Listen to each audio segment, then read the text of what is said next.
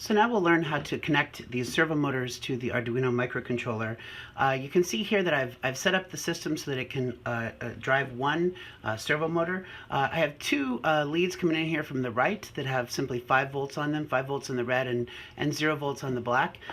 You should be able to control those with the power supply. Notice that those are delivering 5 volts to the red bus on the top of this breadboard and ground, 0 volts to the blue bus on the top. Also notice that this black wire right here connects the ground that we just established on the blue stripe of the breadboard to one of the several ground connections on the Arduino. It's very, very important that both the Arduino and the breadboard have the same ground connection. So if you forget this wire, the system isn't going to work correctly. Now the servo motor itself only has 3 connections. Very often these are black, red, and white.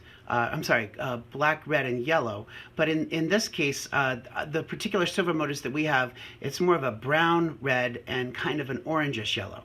So the brown is going to take the place of black. That'll carry ground. The red is going to be 5 volts. And then the orangish yellow color, that's going to be the signal that controls where the servo motor goes.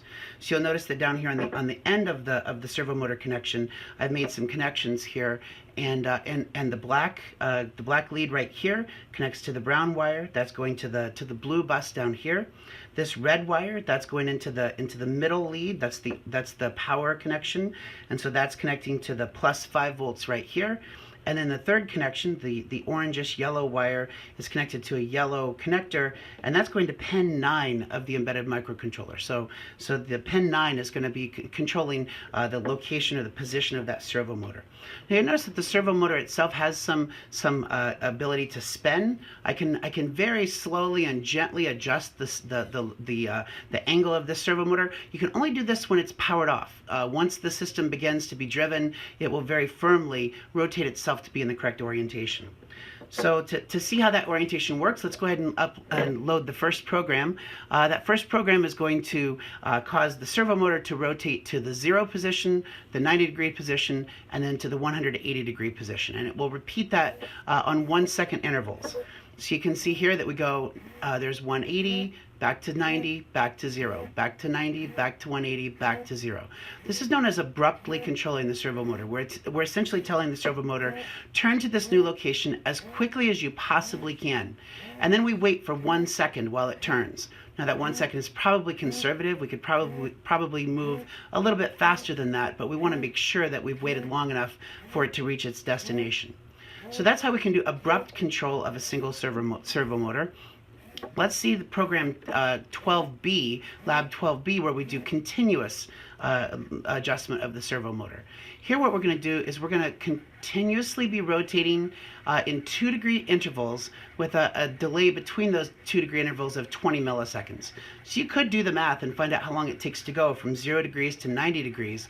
But the thing to observe is that we are in fact doing a very different sort of motion here. We're doing a continuous motion rather than a discrete motion that we were doing before.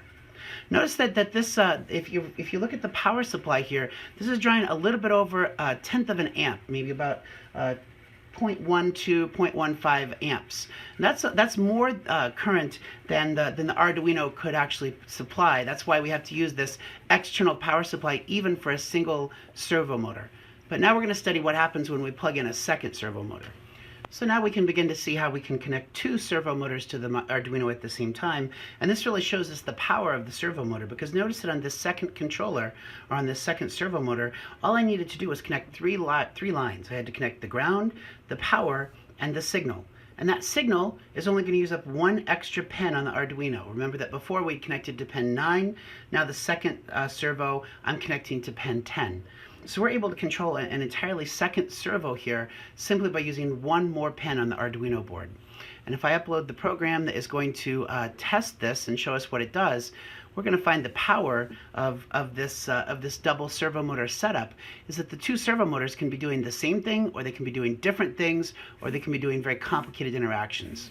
So here we start out by doing the same thing, and then we have them do different things. Now they're mirroring each other, now they're back the same, and then they mirror each other. You can see that they can do the same thing, they could do different things, they could both be continuous, they can both be discrete. There are a variety of different things you can do, and all you need to do is deliver the power, the ground, and the signal. Now, one thing that you'll notice is that when you look at the power supply, when the servo motors are moving now, we're drawing about twice as much current. We're drawing maybe about 0.25 to 0.3 amps of current. So this is drawing quite a bit of current, but that's a characteristic of any sort of motor you're going to use, is that whether it's a servo motor or a DC motor or a stepper motor, you're going to need to supply enough power, enough current for the system to be able to control those motors.